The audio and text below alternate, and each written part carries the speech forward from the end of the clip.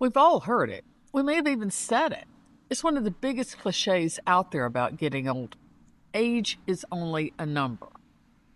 And that's one of those statements that's both true on the surface, but when you look beneath the surface, a little bit ridiculous.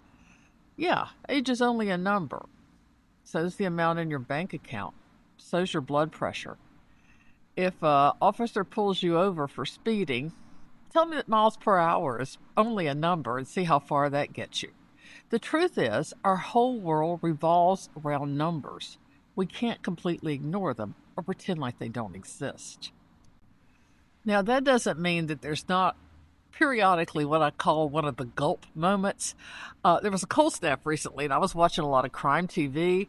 I was watching this show called Murder Comes to Town, and they always would say, "Oh, but the victim was elderly in her home, and she couldn't fight back, and she was so compromised, and just they're picking on the most vulnerable members of society when they go after elderly women. She was 58," and I'm like, you hear what is described as elderly, and you realize, you're way past that, and you freak. Or I went in to see if I had cataracts. Turns out I don't. And I could hear the doctor outside the door. It was a new doctor. I'd never seen him, a new ophthalmologist. And he's, how you can hear him rustling with the files. And then he pushes open the door and he looks at me and he said, pretty early on, "You don't have cataracts." He said, "As a matter of fact, if that 70 wasn't on your chart, I'd think your eyes were in their 40s, which was incredibly good news. But part of my mind was also thinking, when he picked up that chart outside the door, the first thing he knew about me was he was 70. And he's a nice guy and a good doctor, but he walked through that door with a set of assumptions. So when somebody hears you're 68, 74, 81, whatever you are, that number precedes you and sets them up to see you in a certain way that may be nothing like what you really are. So yeah, we've all had the experience of having the number kind of used against us, but I don't think you could also swing to the opposite extreme and say that the numbers don't matter, because the numbers are the way we signal change. Numbers are the way we signal progress. So how do you honestly embrace the number that you are without falling into the cliches that come with it?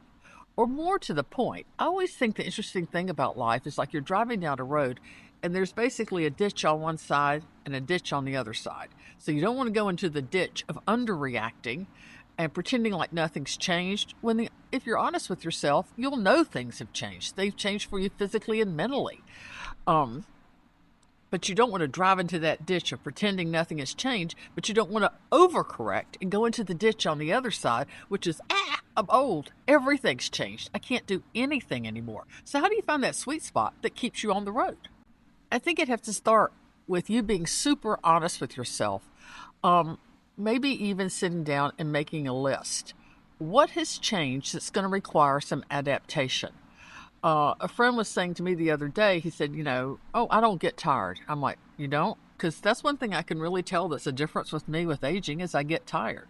So one of my concessions is I lie down every day about 2 or 3 o'clock. Sometimes I take a nap, sometimes I don't, but I do lie down. That's a concession. I don't have the stamina that I had 10 years ago.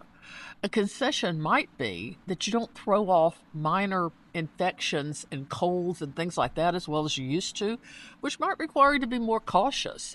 Be aware of where you go, wear a mask, don't associate in certain large crowds or high-risk groups.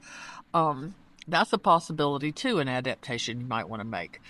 If you are having trouble recovering from workouts, you might want to go from 3 big workouts a week to 2. These indications might be, if something's really bugging you more, spicy food, wine. That's 2 things that I think change for a lot of people as they get older. But overeating in general, eating too late, eating a lot of processed food.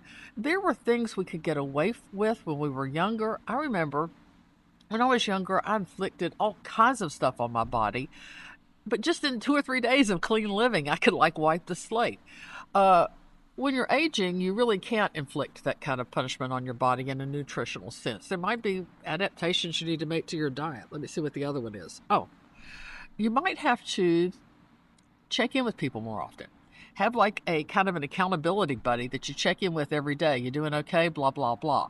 I think that's good. You might have to have the infrastructure that you didn't need a while back. There's no shame in saying, I need a hand grip to get out of the bathtub safely. There's no shame in saying, I need hearing aids. I need to have cataract surgery.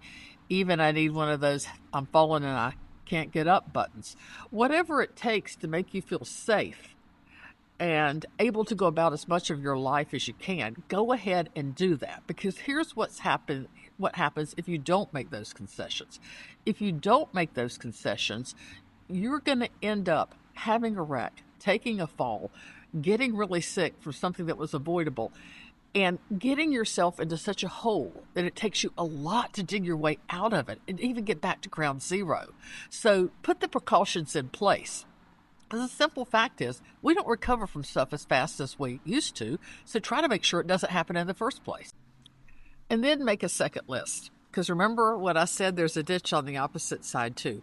And list all the things that you are determined to still keep doing. You might say, I'm still going to go to Europe once a year. I'm still going to hike every weekend. I'm still going to have the whole family over for Thanksgiving. I'm still going to live alone. I'm still going to stay in this house. Make a list of the things that you don't want to change because of your age. And then you sit down when you see the list of things that you do need to possibly adapt and the list of things that you really refuse to adapt, and kind of negotiate some middle ground between those two. I consider it not giving up, but also not being in denial. What lies between denial and giving up is adaptation and intelligent choices. So take the risk when the risk is worth it, but don't take stupid risk. The other phrase that I hate just about as much as aging is just a number is when people always go, okay, what do people always say? They always say, go big or go home.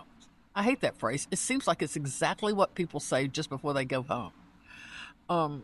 So you don't have to take big, wild-ass risk to prove that you're still strong. Take intelligent, thoughtful risk. And you can continue to do the important things with your life just with some adaptations. So, don't give in, but don't live in denial either. Let me know how that works for you.